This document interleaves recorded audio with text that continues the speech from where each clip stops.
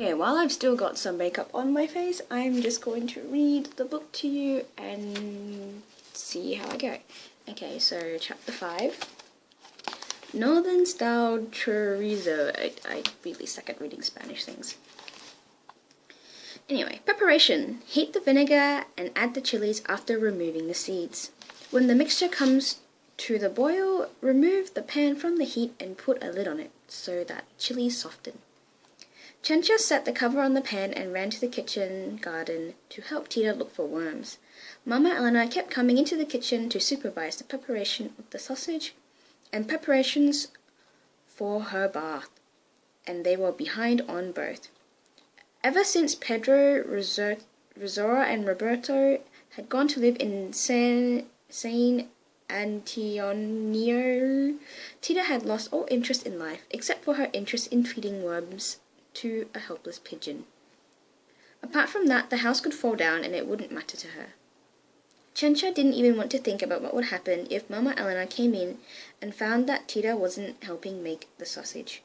They had decided to make the sausage because it's one of the best ways to use the meat from the pig economically and get food that both tastes good and keeps well, without risk of spoiling. They had also prepared a lot of salt, pork, ham, bacon, and lard.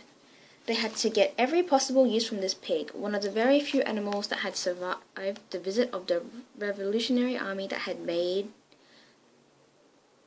to the ranch a few days before. When the rebels arrived, only Mama Elena, Tita, Chencha, and 2 farm hands, Rogelio and Guadalupe, were at the ranch. Nicholas, the manager, had not yet come back with the cattle he had been forced to buy. The scarcity of food had made them kill the animals they had depended on, which he was now trying to replace. He had taken along 2 of his most trustworthy workers to help him, leaving his son, Felipe, in charge of the ranch. But Mama Elena had relieved him of that duty, sending him to San Antonio, Texas, for news of Pedro and his family.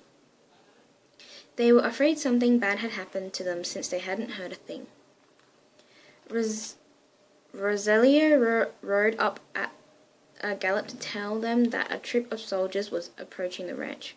Mama Elena immediately picked up her shotgun. As she cleaned it, she plotted how to hide her valuables from the greed and gluttony of these men. No one had ever anything good to say about these revolutionaries, and obviously what she had heard could scarcely be unreliable, since she'd got it from Father Ignacio and the mayor of Piedras Negras. They had told her how the rebels entered the house, destroyed everything, and raped all the women in their path. She ordered Tita, Chencha, and the pig to stay hidden in the cellar. When the revolutionaries arrived, they were met by Mama Elena at the entrance of the house. She had her shotgun hidden in her petticoats, and she had Rogelio and Guadalupe at her side. Her gaze met that of Captain in charge, and he knew immediately from the steeliness of her eyes that they were in presence of a woman to be reckoned with. "Good afternoon, Signora. Are you the owner of this ranch?" "Yes, I am. What is it you want?" "We've come to ask you to volunteer to help the cause." "I'll volunteer to tell you to take whatever you like from the corn crib and the stable, but that is the limit. I won't you allowed to touch anything inside my house. Understand? Those things are for my cause."